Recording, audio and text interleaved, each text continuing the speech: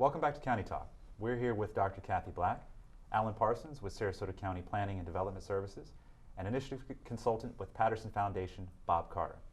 We're talking about age-friendly Sarasota and how the built environment and infrastructure play into it. Alan, let's start with you this time.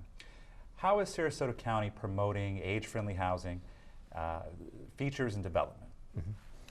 We're really excited to be partnering in this initiative on age-friendly Sarasota. We have a lot of programs here within the county that are intended to have a diverse range of housing types. One of the ones that the County Commission recently approved is visitability and universal design. And that's a voluntary program that is an encouragement to builders to incorporate age-friendly type amenities within homes. So things like wider doors, lower cabinet heights, those sorts of things. So there's a voluntary recognition program with that, and it's something that has faster permitting actually to go through a process. And Dr. Black, Alan mentioned universal design. What can you add to that? What is some more information that you can share about that? Well, I'll tell you, we are really proud of that resolution. As a matter of fact, that resolution was shared with the World Health Organization website because it incentivizes the housing stock for universal design. And as Alan said, people don't realize their changing needs. They want to remain in their home, but they don't realize that they may need to adapt their home. And so, for example, having a lever versus a doorknob, a wrist-twisting doorknob for an arthritic hand. And so people need to have these things, amenities in place, so that should they have some sort of health event, they can still remain in their home, which is what they want to do. Now, Alan, does universal design play into public buildings as well? And if not, what is the county doing to optimize public buildings for all ages? Great question, and as we were talking about, universal design is really more oriented towards residential buildings, but there are a lot of things within public buildings I think that benefit elderly. A good example might be at the Sarasota Airport, where there are escalators that actually move slower and people movers that move slower. So those are the kinds of things that I think in general with our population makeup are taken into account, and probably more buildings than one might expect. And by the way, that's the other thing about universal design. It's good for people of all ages. So that's a good provision, not just for people who are aging, but for also families and for parents and for children. It just meets everybody's needs. It's really common sense design. I had an aunt recently that had a stroke, unfortunately. $18,000 just to change the doorways so it could accommodate the wheelchair. And this was just, so it shows, and the reality is if it was upfront universal design, there would be no cost differential to that at all. Right. And at the time of building, there's usually zero cost difference or as small as 10%, and people, if they had known, would have opted for that. Well, Bob, you mentioned health issues. What are some of the other things that residents are looking for or hoping for when it comes to the future of housing and design? Well, I will tell you about housing. We've got a lot of people living in large homes that are really unable to maintain them.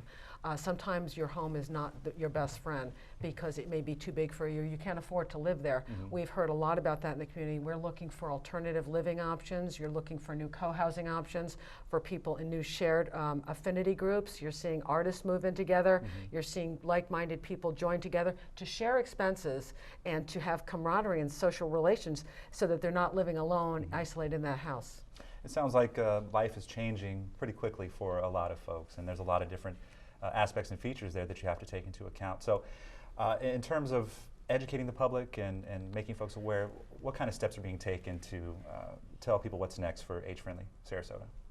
Well, that's actually really a big part of what we're doing. This is really about educating people, about thinking about what they're going to need, and possibly from experience of seeing what some of their older relatives or neighbors have needed, and so preparing for themselves. And people are doing that, but being aware of that is the first part of that. And so Age-Friendly Sarasota is all about promoting that. And of course, we love partnering with the county because they are wonderful in sharing this information as well. Bob, how can more people get involved?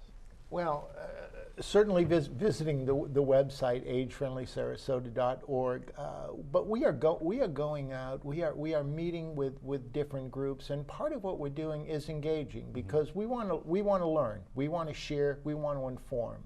An informed public, you don't know what you don't know. Right. but once you know it, sometimes it's like, oh, I didn't think about that. And what we're trying to do is take the wonderful work of Dr. Black, but also be talking to folks and seeing what are their aspirations for the future.